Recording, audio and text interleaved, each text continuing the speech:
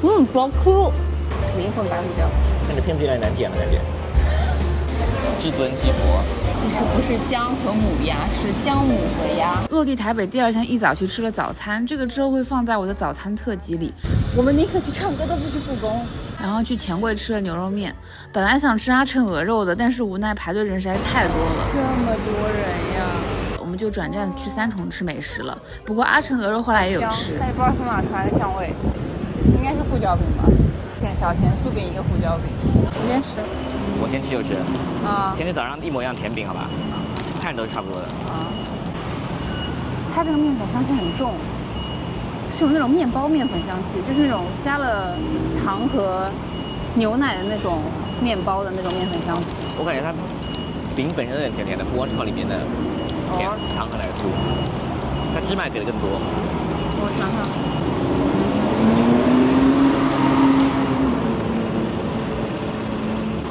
它里面没有那样奶酥，因为它确实风味跟早上不太一样。的不太一样，但这种应该是他们传统的酥饼的味道，它这个芝麻比早上的还要多。但新鲜出炉还蛮好吃的，来吃下胡椒饼吧。但我其实没有很喜欢芝麻，我觉得芝麻太抢戏了，太抢戏了，就是它在任何食物里面出现都会有点。你先咬。芝麻比较适当的作为主角，比如说麻球什么的。哦，小心，需要小心吗？哇哦，这好像这里面的它是肉和葱对吧？还有洋葱，葱白的葱绿。对，就是葱段的葱。感觉这里面炒了个菜给我。哦。我直接进去呼噜呼噜嘴里炒了个菜。它的饼皮跟上次的那个饼皮不太一样，油酥的那种皮吗？也不是，比较软一点。对。比较 Q。对，你 get 到我在说什么了吗？五香葱丝炒猪肉。对。它的皮比就是嚼和夜市那家要 Q 很多，对不对？比较有韧劲的皮的口感，然后它不会太甜，它是有甜味，但是不会太甜，也是五香味，还有胡椒香气，然后加葱香。对，但是我觉得它肉质的口感没有饶河夜市那家好。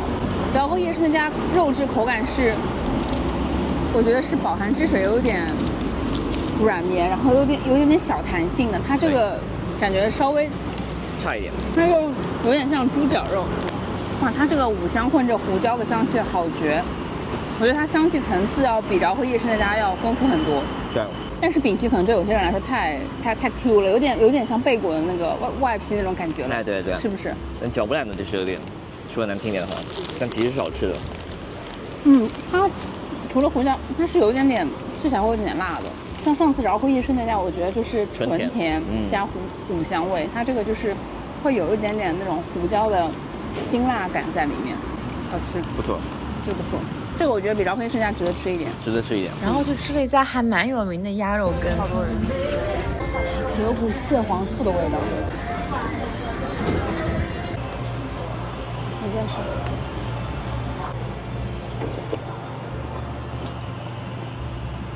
就是蟹黄醋的味道的那个感觉吗？的根，然后有点甜味的。你先吃两根。它是闻着香，但其实吃起来还好。吃起来好吗？我觉得是有醋味的。吃起来还好，它是醋香，但是没有具象化的酸味在嘴巴里。对，甜味为主。甜味为主，淡淡的甜。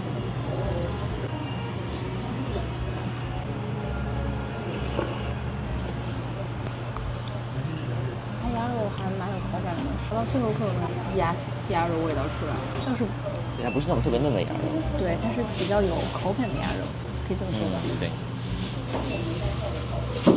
肯定拌米粉应该不错。但它还是就是那种偏甜的羹汤类嘛，但是又没有，想想拿哪个来形容？没有以前吃什么花枝羹啊那种那么甜，没有那么甜。也可能是因为一点点醋香去把它中和掉了。它那不像花枝羹什么的，你吃的时候就有很浓郁海鲜味。但这个本身那么其实没什么鸭肉味，只是羹的话。对。你加醋试试吗？加醋等于搭，它本身就有醋香的。那个醋是乌醋吗？你几点给我烧？这颗。不是乌醋，蒸羊醋。你不说还真的有点像蒸羊醋的那种味道。有点像。变好吃了。现在有醋的那个具象化的话，就有点像蟹黄醋那种感觉。感觉这东西就是甜汤，为什么加辣椒好吃呢？但他们每桌都加了。那我们试一下。试一下，反正尝差不多了。它是那种很细的辣椒面，对，有点像那种韩国料理那种增色的辣椒面。哇，这看起来味道应该不会特别浓烈。你吃就知道，你先吃，我先吃了。没有馅儿的味道。它是那种有点那种孜然的，它甜甜的加这个辣椒粉的味道，有点像杏儿两口鸡腿堡的味道。像那这个料就是个混合香料，对吧？就是混合香料，就混合香料，它不是纯的辣椒面。带进去。这个不辣的，不是很辣。这跟杏儿郎辣椒粉还挺像的，就是。但台湾没有这个东西，台湾可能就没有这个东西，这是中国限定。台湾没有杏儿郎鸡腿堡。没有，全世界都只有中国有，特供版。但你觉得它这味型还是蛮特别的，感觉目前就是我们吃台湾小吃好像还没有吃到过类似的味道。确实是。打饭还有1个小时。还有腿裤饭要吃呢。本来是要去吃腿裤饭的，但是那天竟然没有开门。然后金大我们上次去吃过了嘛，就实行了下策，去吃了店小二的卤肉饭。卤肉饭小。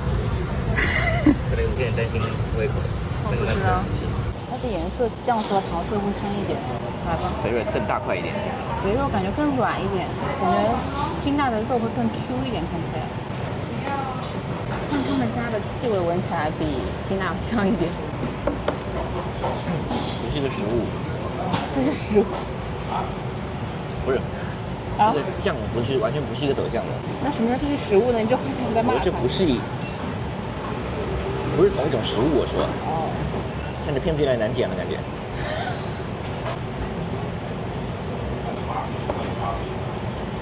这不是一种。对，我认真就是每一家卤肉饭，真的他们对卤汁理解是完全不一样。它的香料味比较重，对，有点像我爸外公以前在我小时候给我做的红烧肉的味道。感觉会稍微不甜一点。但真的，它也没有那个笋干的味道。哦，有吗？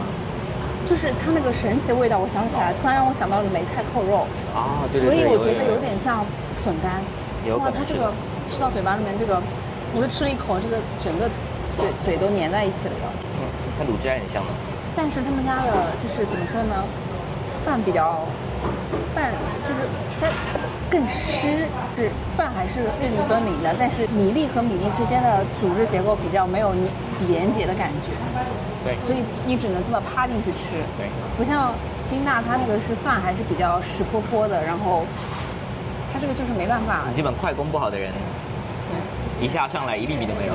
但是我感觉它这个更多的像是在吃卤汁的味道，而不是在吃卤肉本身。但卤肉饭都这样，真的很像梅菜扣肉的味道。有点像，你越说我吃着觉得越像。灵魂白胡椒。白胡椒。他们家的白胡椒里面有点胡椒盐的味道。他们家白胡椒的甘草配比跟其他家都不一样，那个甘草味比较淡，然后是当归还是白芷啊，就是香料味完全不同。感受一下啊！但是我能理解到有些人不喜欢他们家的原因，他们家这个米饭真的太没有吃米饭的感觉了。是你这个暴风吸入之后，这个米饭是四处散落在嘴巴的各个角落。啊，对。是不是白胡椒很对，不一样味道，完全很差别很大。但是他们家蒜头酱油、辣椒酱油很好吃。看到说了，但这个加在饭里就有点怪怪的。我不知道啊，这个应该是蘸别的吃的。我也觉得是，我们硬要加在饭里。我们只能在饭里是这个问题，我总不能舀一勺自己喝了吧？它就是那种海鲜酱油，然后对，海鲜酱油加了点辣椒。所以你会怎么评价这家店呢？我觉得我们说的已经很客观了。很客观啊，我觉得就是我能 get 到为什么有些人喜欢它，对不对？也能 get 到有些人为什么不喜欢它。就这个就吃东西这件事情本来就是很个人的一个，对，很个人的一个事情。但我觉得它是肯定是有人喜欢吃这个味道的。卤肉饭其实很大的品相。比较很什么？我觉得卤肉饭是很大的品相。拉面也是啊。对啊，其实就是讲一个道理。很多人说喜欢吃卤肉饭，可能只是喜欢吃特定每家的调味而已。但是台湾就是做出来的卤肉都好吃。就是我们吃到现在每一家店的肉的口感都是很有保障的。对，就是肥肉完全不腻口嘛，它也不是成那种亮晶晶的。不说了。前几期大家都有让我们冬天来吃姜母鸭，我们当然有吃，然后之后还会吃羊肉炉。2人1份刚刚好，5人2份刚刚好。随便，茭白笋，茭白笋，茭白笋，茭白笋。最好是再来，他们的喝法是舀一碗汤，然后加入1比1加入那个红标米酒。我还是很想吃下佛仔，好，你不感兴趣吗？反正我不会吃的。你不会吃的吗？我不会吃的，我绝对不会吃的。台湾的姜母鸭和闽南的姜母鸭虽然叫同一个名字，但是完全不同哎。就闽南的姜母鸭是比较偏向红烧的做法，加麻油和老姜，是一个偏甜口酱油的调味。但是台湾的姜母鸭一样会用到姜母和麻油，但是是药膳清汤头作为锅物来吃的。我们家吃的都是那种大罐装料理用的红标米酒。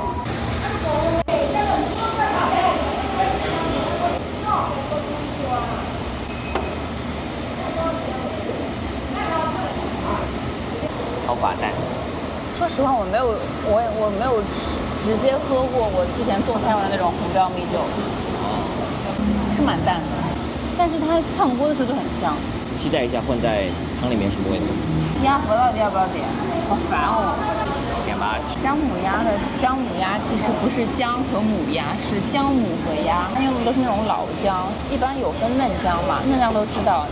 但这个姜母其实就是这个到第2年采，就是就它同一个根已经长出过新的嫩姜的。对，然后同时就差不多是1年以上的那种姜才叫。看一下你的这个我的鸡佛，至尊鸡佛。我就是好奇嘛。我吃过提灯啊，就不好吃，我有点受不了。对奇怪口感的这个圆形食物有点害怕。以前的那个姜母鸭都是用黑面番鸭做的，但是但现在基本上都是用白面番鸭了，因为黑面番鸭生长周期是22周，然后白面番鸭是16周，所以说成本更低一点。但其实说到底，姜母鸭吃的还是就是姜母，就是麻油加米酒和这个老姜的这么个汤底的味道。因为台湾人把它吃成一个火锅的概念，里面有鸭肉丸子。他们家的那个丸子是鸭肉丸。鸭子很多肉，应该你可以吃吧？烂了，马上吃吧，对吧？火锅原汤。我先喝一口汤。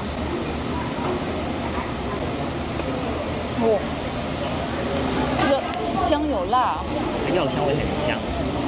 我没喝过这么辣的姜。能喝出来上火的感觉。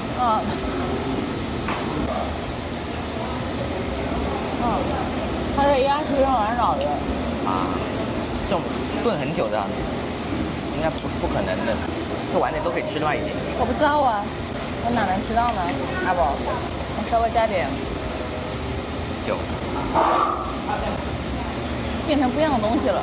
而且酒味，我刚刚单喝这个米酒，觉得酒味蛮淡的。对。但加了以后，它的米香味变得更突出了。对，感觉。然后本身汤头的姜的味道，姜的辛辣感就减少了一点。它加了这个酒之后，更像我熟悉的麻油香味。我想知道这是什么东西？美乃滋吗？你什么？我猜的。我想问一下，这个是什么？这个是什么？豆腐乳。豆腐乳啊。谢谢啊。好。这美乃滋真的太黑暗了，有没有？真的像美乃滋呢。我觉得可以甚至怼汤里都行，对，加酒有变好喝感觉。也不是，那跟你加的比例有关系啊。它这个豆腐乳应该就是他们台湾这边那种豆乳鸡腌的那种豆乳，他们豆乳鸡就是豆腐乳做的那个腌鸡翅，然后拿下去炸。豆乳鸡的腌料的那种豆腐。你尝尝。甜甜的。它是那种辣的豆腐乳，然后是有点豆瓣酱的那种鲜调，然后有点甜，还蛮好吃的。我觉得比美乃滋好吃。确实，它的咸味比较和美乃滋不一样，像美乃滋也有咸味。但是这个肉咬就啃不干净是正常的吗？是的，正常的。这个就说明它这个鸭子用的是跟炖汤同一只鸭子，就会这样子。如果你要追求这种禽类的汤，肉很嫩很脱骨的话，它一定不是用来炖汤的那只鸭。所以我这个是可以直接，骨头是直接可以放在桌上的吗？不都是这样的吗？热炒店不也这样？啊，我里面有豆腐乳，宝宝。哦，怎么办？那给我吧。不，没事没事。不叫豆腐乳拌汤，我觉得肯定很好喝。茭白葱很好吃，它应该是煮好了以后给我们上上。我觉得肯定是的，不然没有放里面的意义。我来试一个他们的鸭肉丸子。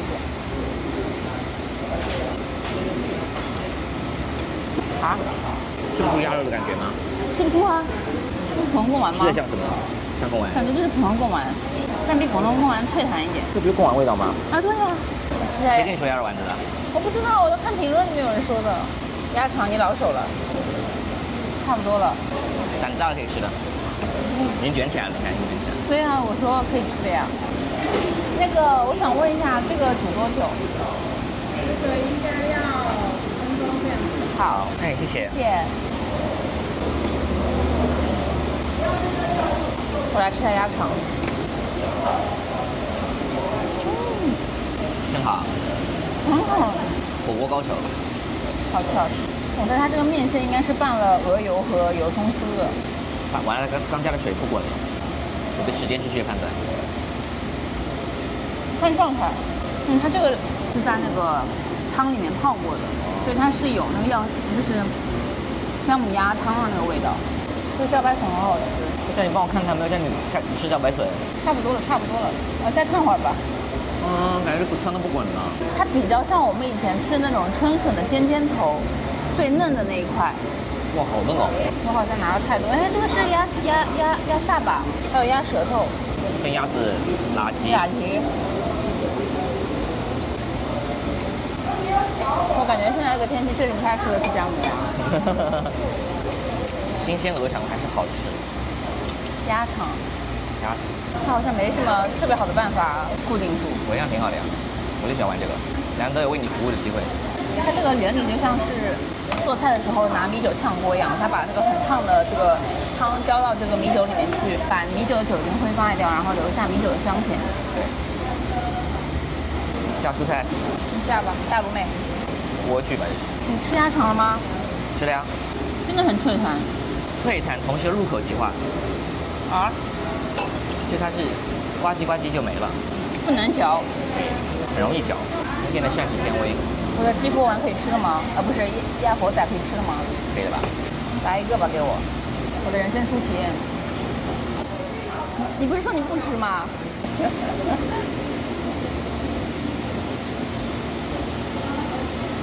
啥味道？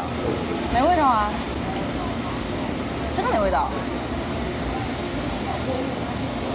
它口感有点像那天我们吃的猪腰，外面有一层脆膜，咬下去是软嫩的，像猪脑豆腐那种的感觉。咋了？有味道吗？没有味道。你吃完啦？我吃完了呀。但是这个其实还是要少吃，因为它营养成分不是很好，基本上都是脂肪。胆固醇很高，和那个猪脑一样，少吃。要少吃。再来点米酒，帮我冲点汤进去。谢谢。